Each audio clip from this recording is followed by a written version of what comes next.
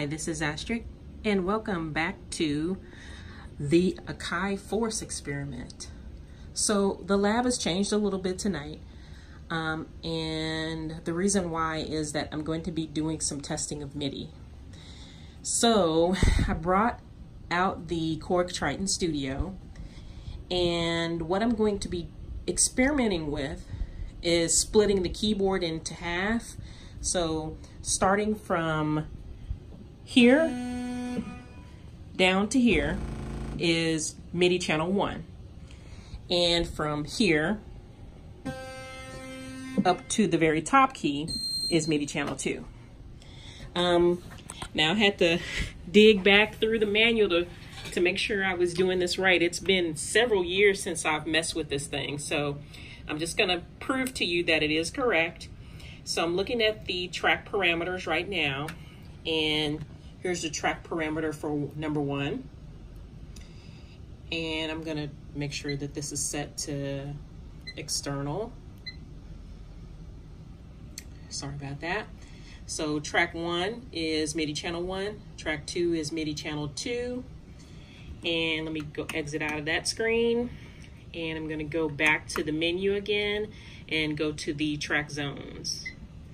So if you look at the zone, there's my zones, and you look at the splits. So track number 1 is going from C1 up to B3, and then track number 2 is from B3 up to G9. So this is the test. And I do not have any audio plugged into this keyboard. I'm only using it for MIDI. So I just want to make sure that you know that. And again, this is a test of MIDI functionality of the Force. So I've created 2 tracks. And as a litmus test, I will delete these tracks. Let's just go ahead and do that now. I am deleting track number 1 and track number 2. No more tracks. So we're going to recreate track number 1. Oops. Come on, work with me. I'm trying to do this and look at the camera, guys.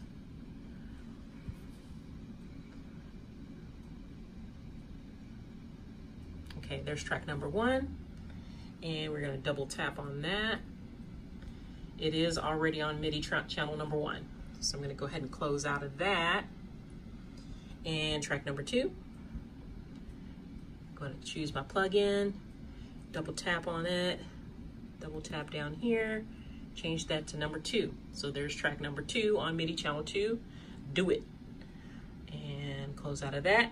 And now I'm going to load a sound into MIDI track, or into plugin track number 1. So I'm going to go here, I'm going to select an instrument, I'm going to make this an electric instrument. I'm going to make it just a plain old electric piano.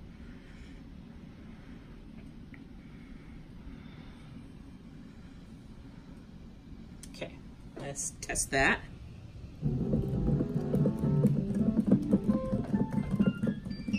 Let me just go ahead and turn the volume up on that.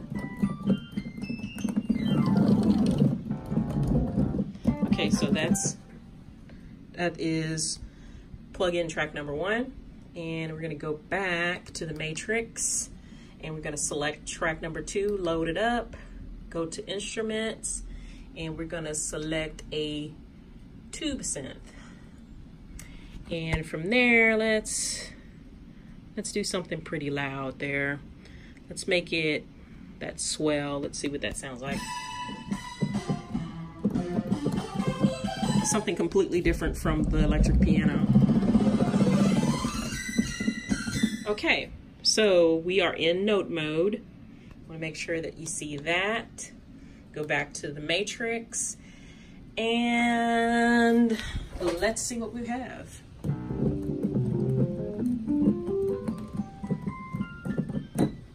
Okay, so I'm only hearing the electric piano, and I'm on track number 1.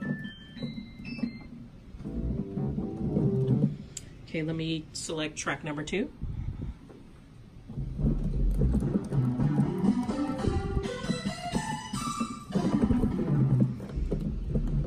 That's the swell. So that's track number 2. Okay, so far on the MIDI test for being able to have multiple channels playing concurrently, not quite there. So I'm going to pause the video for a minute. I'm going to check the manual, make sure that there's not an additional parameter that needs to be set on the force. Okay, so I'm back after reviewing the manual. There are no additional settings for the tracks themselves to make them respond in a global way to the MIDI information coming in. So it looks like they're designed to only play one channel at a time or one track at a time. So I'm not understanding why that is. I don't have answers for you with that. Again, I double checked the manual just to make sure that I'm providing accurate information. The manual focuses on how to set up MIDI for the knobs, where you can control like filters and external things, or control effects and drive it like via CV. You can do that, which is, I believe, very similar to how it's being done on the Live and the X. It talks about how to utilize the 3.5 millimeter plugs on the back to be able to plug in MIDI gear. Okay, so I had a chance to review the manual further just to make sure that I'm providing accurate information, and I was unable to locate any information regarding the use of this device with both plug-in channels active concurrently. Maybe that will be available in a future update, but currently out of the box and version 3.01, it's not available. So you can only play one track at a time. Okay, so that is the end of test number 1. Now, test number 2, I'm gonna take a quick break because I need to switch my MIDI cable. Test number 2 will be to plug my little NoteCoast in and show you what I've been working on with it, and how I'm using it to be driven by the machine. Okay, so I want to show you what I did. So all I'm doing is I have the MIDI cable running out from the force, and it is running to the MIDI in on the NoteCoast device. And let me switch up my audio cable real quick, because I was tinkering around with this yesterday trying to figure out how to get this to work. So this is actually plugged into my UAD Apollo. So let me just reconfigure this real quick. Okay, so we've got a little shorty cable. I'm going to plug it into port number 1. So there's port number 1, there's my audio cable, and it is plugged directly into the NoteCoast device. Okay, let me come back here, and I'm going to create a fresh track, and I'm going to make that a MIDI track. And I'm going to put this in note mode. Okay, so I am seeing MIDI activity. Okay, and let me tap on that. It's on MIDI channel 1, so I'm okay. My problem is audio. So it seems like there should be a way to redirect the audio or record the audio that's on that particular channel.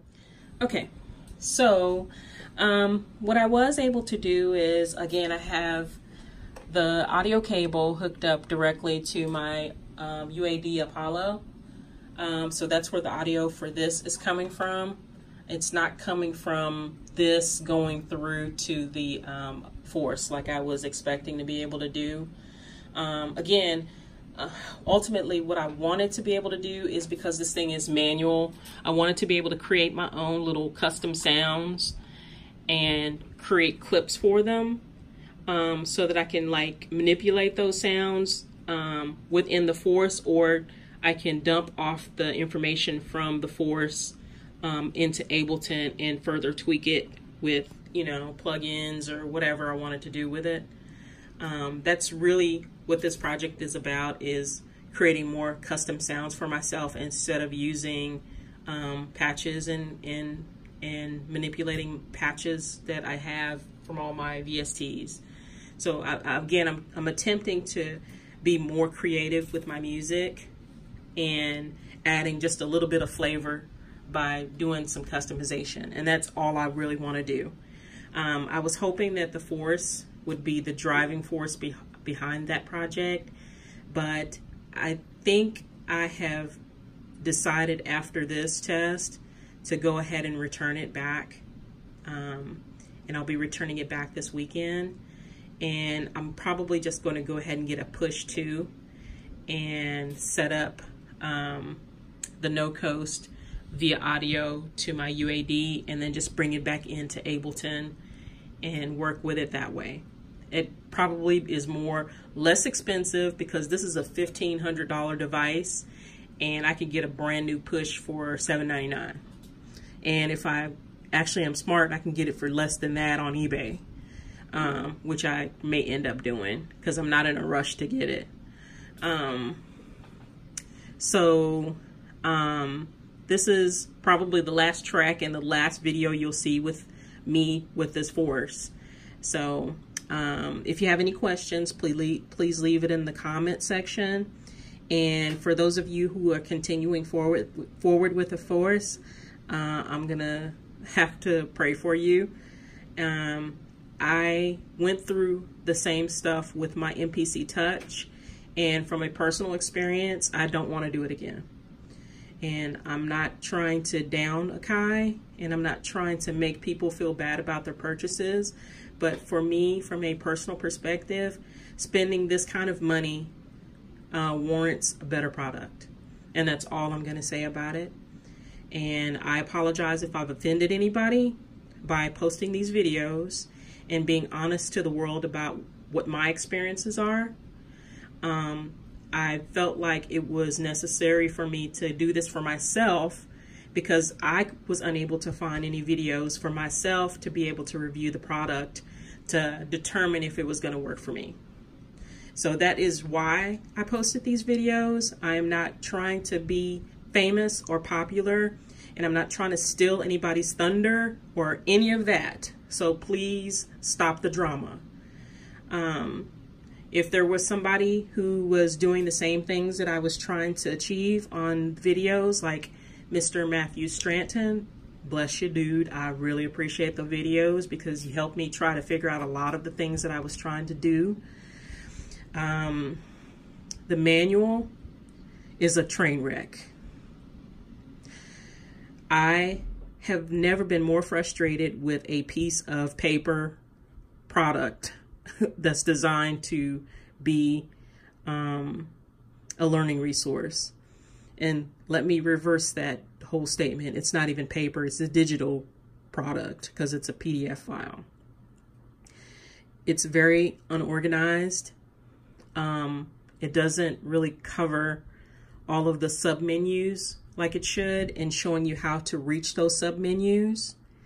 It's not indexed correctly, so you're unable to go back and reference areas that you want to further research or study.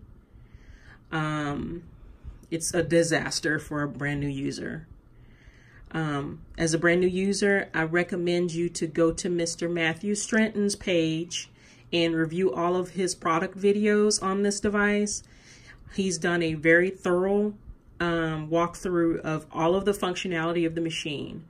If you wish to further go forward with your purchase, he's probably your best bet to learn this device. So I'm just going to leave it at that, and I'm going to play the last track that I've created with this device.